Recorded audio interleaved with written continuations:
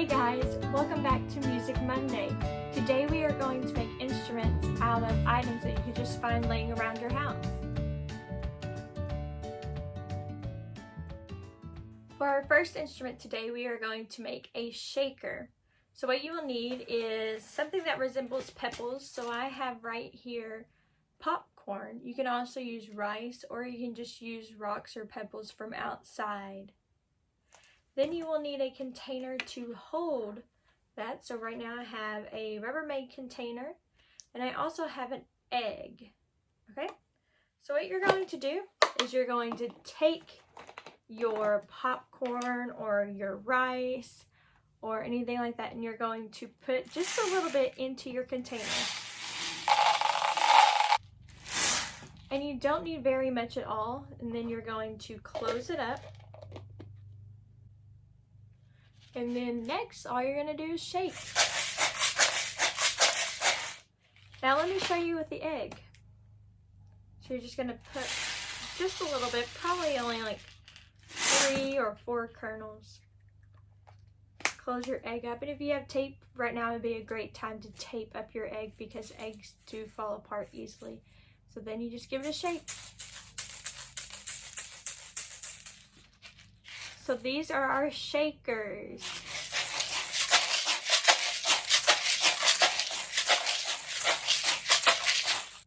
Another thing you can do with your egg shakers, if you have 2 plastic spoons, you can put your plastic spoons around it like this and tape them up, and then you can have a handle to play your shaker with.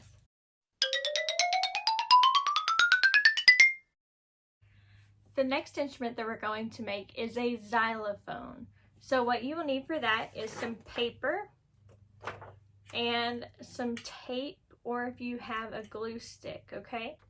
Now you will need more than 1 piece of paper. I just have 1 piece of paper right here so I can show you what you're going to do with it. So you're going to take that paper and you're going to roll it up into a cylinder. Once you have it rolled up, you don't want it too tight. You still want it to be hollow in the center. And then you're going to take your tape, and you're just going to tape down the side just to hold it closed.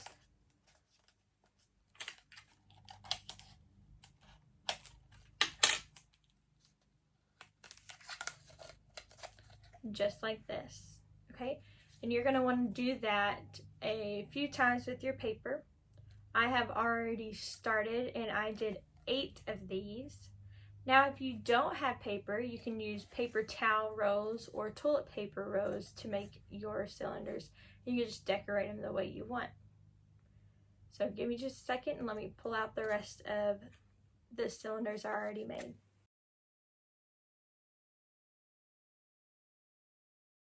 Okay, so here are my 8 cylinders. What you're going to do now is you're going to need a pair of scissors. And we're going to have to cut these because on our xylophone, we go from big all the way down to small, okay? So this red is going to be my big one, and this one's going to be my smallest one. For you, it would be the opposite, okay? So I'm going to take my 2 red cylinders, and I'm going to cut one of them in half. So that way it's half of the length. Then you should have 1 large cylinder and 1 small cylinder that is half the size, okay? So now that we have these done, we're going to put them down. Now I'm going to take my middle cylinder that I have, and this one I have this green, and instead of cutting it in half, I'm going to go right about here and cut it. So now my green cylinder is a little bigger than the small red one, but it's smaller than the big red one. So then let's put those down. Now that we have our long one complete and our middle one and our smaller one, I'm going to go through and kind of make it a diagonal going through. So I'll be right back with my finished cuts.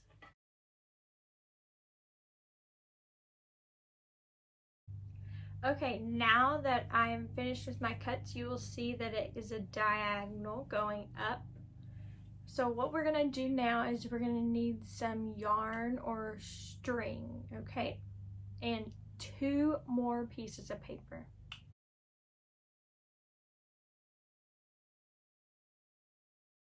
Okay, I went ahead and put my cylinders to the side, and I have my 2 pieces of paper and I have my string or my yarn, okay? So what we're gonna do is we're gonna take these 2 papers and you're going to do them hot dog style, long ways. You're going to roll them up as small and as tightly as you possibly can. So I'm gonna roll this up and then I'll get right back to you. All right, now that you have your paper rolled up, I want you to take your tape and we're just gonna tape down the side to make sure it sticks together. Okay, I'm gonna finish taping this up and I'm gonna roll this up and tape it as well, and then I'll be right back.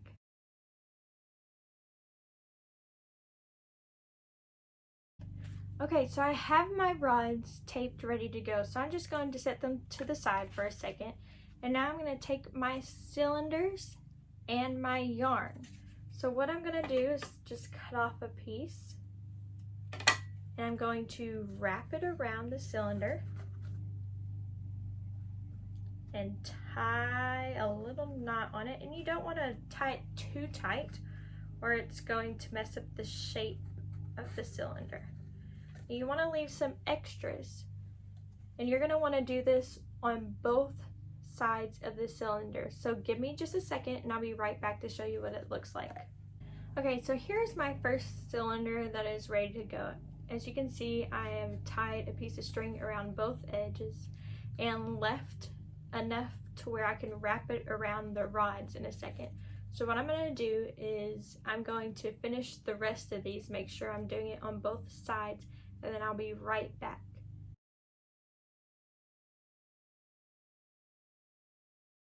Okay, so I now have all the strings on the cylinder. So what I'm going to take is my rods and I'm going to place them right over on top of my cylinders. As you can see, all of my strings are facing up. So now what I'm going to do is I'm going to take those strings and I'm just going to attach them to the cylinders, just like this. Now I'm going to go through and attach all of my cylinders to the rods, and I'll be right back to show you the finished project.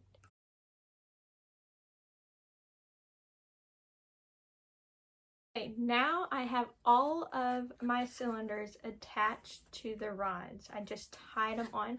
So I'm going to do is flip it over and show you my finished product. Now, when you play your xylophone, you're going to want to flip it this way, so that way the big side is on your left side and the small side is on your right side. For me, it would be switched because I'm facing the opposite way. Okay? So here is our xylophone. For today's purposes, I'm just going to switch it this way so it looks right to you. I'm just going to lay it on my table. Now, it's not going to sound perfect because we would have to get more mathematical with it and actually measure off with a ruler how much we cut. But if you listen carefully, you can kind of tell how they each have a different note, okay? So I'm just going to use a pencil as my mallet today.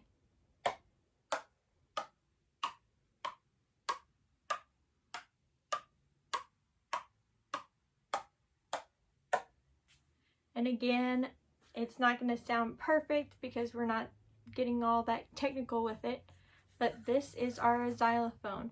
And again, it doesn't have to be colorful paper. You can use just plain white paper and decorate it, or you don't have to decorate it at all. Or you can use toilet paper rolls or paper towel rolls, whatever you think would work best for you.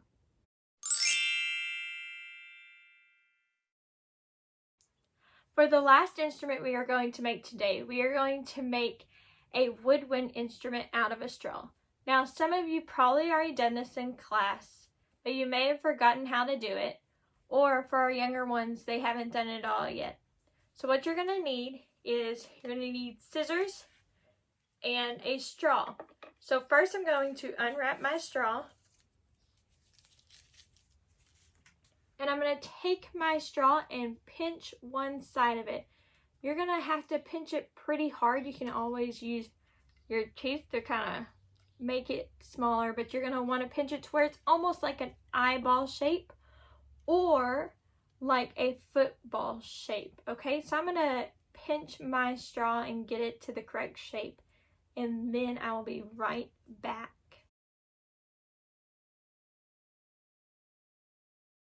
Okay, now that you have your straw pinched, one end should be very flat, kind of like this, okay? Now you're going to take your scissors and you're going to cut a triangle out of the top. So 2 diagonal lines. 1, 2.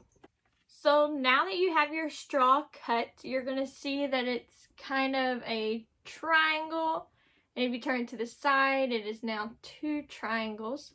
So you're going to want to make sure you have it pinched together good. And to play it, you're just going to roll your lips back.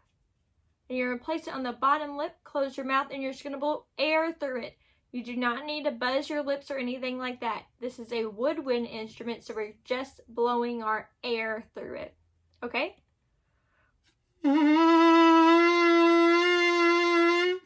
Now, if at first you do not get it, keep trying.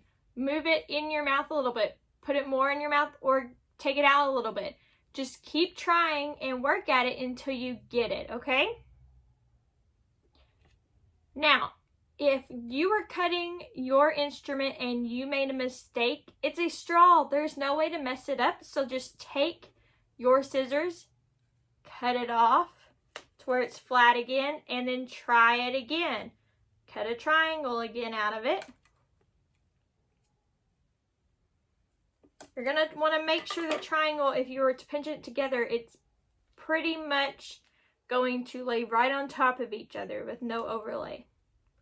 You pinch it again, put it in your mouth, and just blow air. See, now sometimes Miss Martin can't even do it the first time. So I'm going to make sure it's pinched good.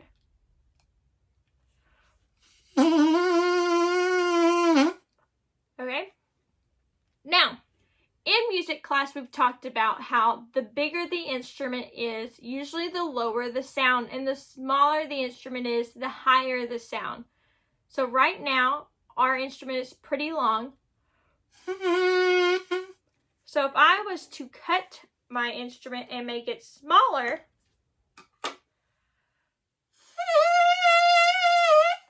the pitch went up higher. Again, if I were to cut it more,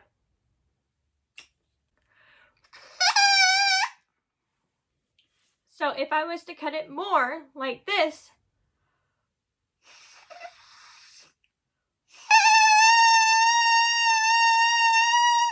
it's even higher. And I may be able to do it one more time. So let's see.